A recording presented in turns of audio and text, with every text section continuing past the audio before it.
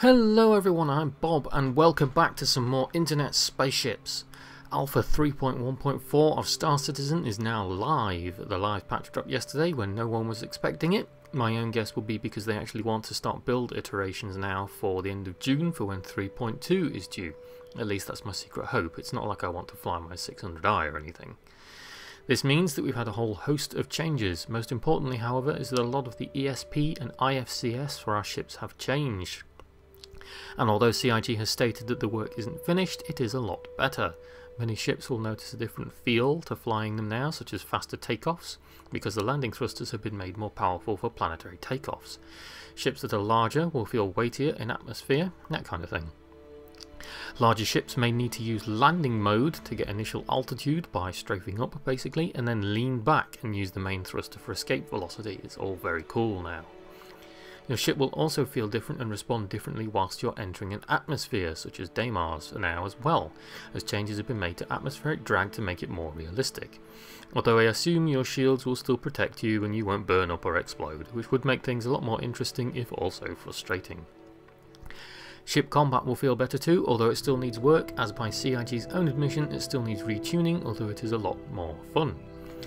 The coolest thing for me at least is that Gravlev now works, and as you can see with the background video here of me flying around at Levski, it works spectacularly. Using a Nox or a Dragonfly on a planetary surface is fantastic fun and feels so much more smoother and seamless. You can still break it if you try hard enough, as you see me do here. I do end up clipping things because it's a very high demand server and Levski's not brilliant for flame rates anyway.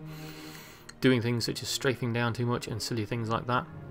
Pilot error is still a big one because rocks unfortunately don't jump out of your way, but they're simply brilliant to use now.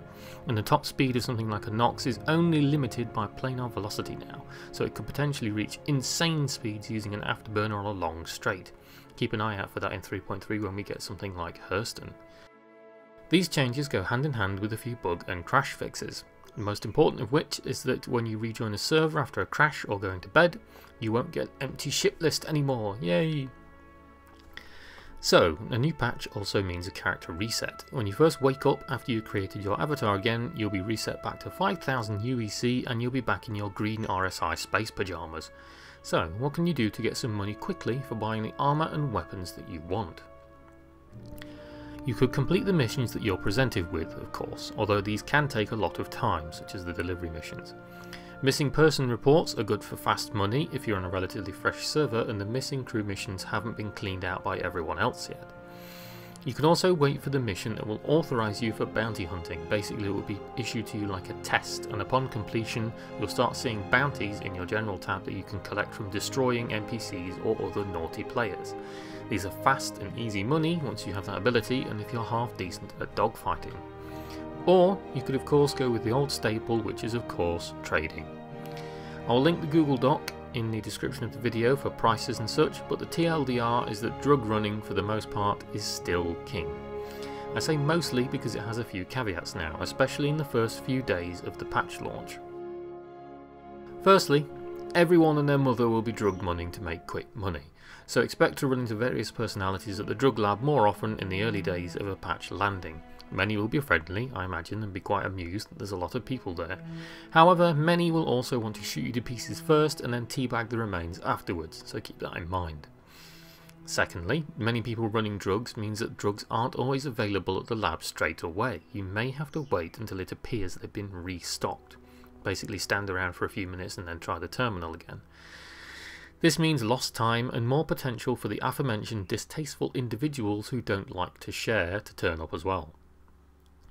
Thirdly, if you're at the terminal to sell your Widow or Toxin when you're at Grimhex or Levski, you may encounter a bug selling it where it will say undefined and not sell them. This is because the value of Widow varies wildly, as low as 22 per unit and as high as 27, and the server can't change with your order, so it may want to give you say 25 per unit for one half of your cargo and 22 per unit for the other half. But because of demand and supply, it can't do that in a single order, so it just refuses the payment altogether. The workaround for this is to sell your Widow in small batches of 10 to 15 units per batch, usually for about 250 to 300 credits per batch, so it can go through smoothly and you won't get the undefined error as much. Finally, if you're drug running, it means you are naughty, so whilst you won't get a criminal rating for it like you do for killing people or bumping ships, you can still be marked as a bounty by the server for bounty hunters, so beware people looking for fast 500 credits to pop your drug-filled Avengers and Cutlasses, because they are fast money for bounty hunters as much as the Widow is for you, so they'll be looking for you. If you don't want to be a drug smuggler and you want your hands to stay clear of the stims, there are good alternatives, even if they're not as profitable. You can always buy hydrogen from the 2 mining sites on Yela and run it to Olisar, or you can buy laranite from the mining sites on Daymar and run that back to Olisar, using the run back to run medical supplies to the mining outposts on your return journey. Have a look at the spreadsheet in the description for more ideas and to do your own routes. There we are then guys, we're well on our way to 3.2 now with more ships and features coming in. We've got weekly content with ATV and RTV coming up over the next few days as well, so I may do a video on those depending on what we see. Remember my often stream on my Twitch, which is linked in the description. Expect to see more of that now we can do bike races. I imagine we'll be exploding those a lot in the near future. Sync has an org event this weekend, however it is a member only event this time sadly, to celebrate having over 1,000 members in total. I may be streaming it, I'm still negotiating that, but I will most certainly be filming it in order to bring you some highlights. Have a good week, enjoy the Gravel Heaven ship changes, blow some things up, and I'll see you next time.